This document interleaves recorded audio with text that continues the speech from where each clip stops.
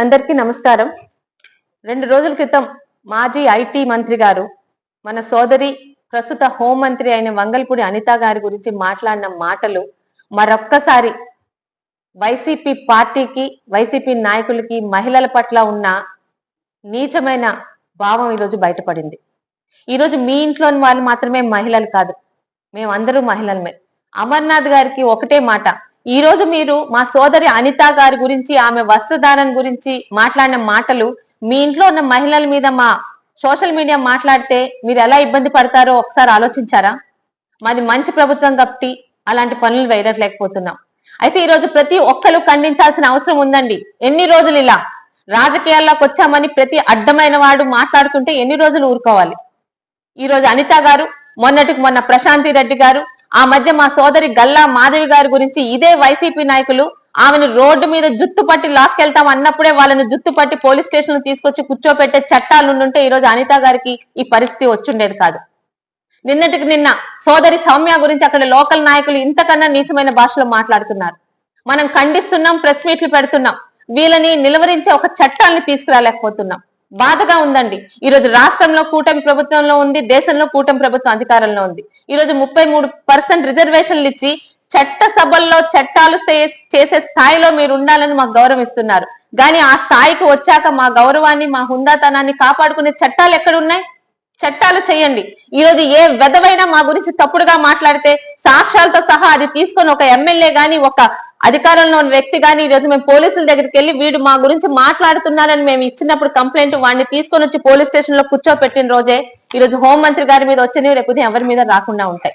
అవేమి చట్టాలు మనం చేయలేకపోతున్నాం. చాలా బాధగా ఉంది. ఈరోజు 33% రిజర్వేషన్లు ఇచ్చినప్పుడు మా గౌరవాన్ని, మా హుందాతనాన్ని కాపాడుకునే చట్టాలు కూడా మనం చేయాల్సిన అవసరం ఉంది.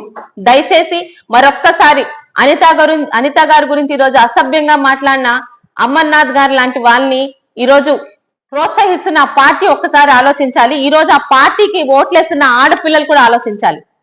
అంత ఆషామాషిగా ఉందా? ఈ రాజకీయాల్లో వచ్చామని ఎవరు ఏం మాట్లాడుతున్నా మేము వినే స్థాయిలో ఉన్నాం అనుకుంటున్నారా?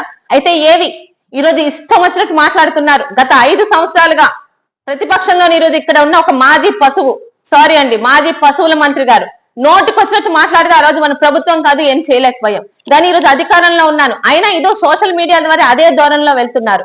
కారణం, సోషల్ మీడియాలో గాని బయట గాని నోటికి వచ్చినట్టు తిడితే ఒక మహిళని ఎటువంటి చట్టాలు లేవు వాళ్ళని శిక్షించడానికి. దయచేసి ఆంధ్ర రాష్ట్ర ప్రభుత్వంలో అధికారంలో ఉన్న మా పార్టీకి, అలాగే దేశంలో ఉన్న మోడీ గారి పార్టీకి ఒక్కటే విన్నవిస్తున్నాం. దయచేసి మహిళల గౌరవాన్ని కాపాడే చట్టాలు చేయండి. రోడ్డు మీద వెళ్లే ప్రతి వెధవ నోటికి వచ్చినట్టు మాట్లాడితే మేము పోలీస్ స్టేషన్కి వెళ్ళి కంప్లైంట్ ఇస్తే మేము ఇచ్చిన కంప్లైంట్ కి ఒక చట్టపరంగా వాళ్ళ మీద యాక్షన్ తీసుకునే చట్టాలు మీరు తీసుకొచ్చినప్పుడే ఇలాంటి ఇబ్బందులు ఆగుతాయి. లేకపోతే మేము ఖండిస్తున్నాం, ప్రెస్ మీట్లు పెడుతున్నాం, 2 రోజుల తర్వాత మామూలు అయిపోతుంది. ముఖ్యంగా ఆంధ్ర రాష్ట్ర ప్రజలు ఆలోచించాలి. ఇలాంటి నీచమైన సంస్కృతిని 2019లో పొరపాటున బుద్ధి లేక అధికారంలోని కొంతమంది కూర్చోబెట్టిన ఈ వైసీపీ పార్టీ వల్ల కదా. అంతకుముందు ఏ పార్టీలు కానీ ఇండ్లలో ఆడవాళ్ళ గురించి, తల్లుల గురించి మాట్లాడలేదే. అసెంబ్లీ సాక్షిగా భువనేశ్వరి అమ్మ గురించి మాట్లాడారు. ఈ రోజుకి మర్చిపోలేకపోతున్నాం అది మేము. దయచేసి చట్టాలను తీసుకురండి. మహిళ ధైర్యంగా బయటకు వచ్చి ఈరోజు రాజకీయాల్లో రావాలన్నా, రాజకీయాల్లోకి వచ్చాక మా గౌరవాన్ని కాపాడుకోవాలన్నా, మా మీద మాట్లాడుతున్న వాళ్ళని సాక్ష్యాలతో సహా మేము పోలీస్ స్టేషన్కి వచ్చి కంప్లైంట్ ఇస్తే వాళ్ళ మీద చర్యలు తీసుకునే చట్టాలు వచ్చినప్పుడే ఈ రోజు ఇలాంటివి ఆగుతాయి. దయచేసి మరొక్కసారి ఒక హోం మంత్రి గారి గురించి ఇంత నీచంగా మాట్లాడిన వాడి గురించి ప్రజలందరూ కూడా ఆలోచించాలి. ఇలాంటి వాళ్ళని ప్రతి ఒక్క మహిళ కూడా సోషల్ మీడియా వేదికగా ఖండించాలని కోరుకుంటూ మీ సోదరి గౌతు శిరీష.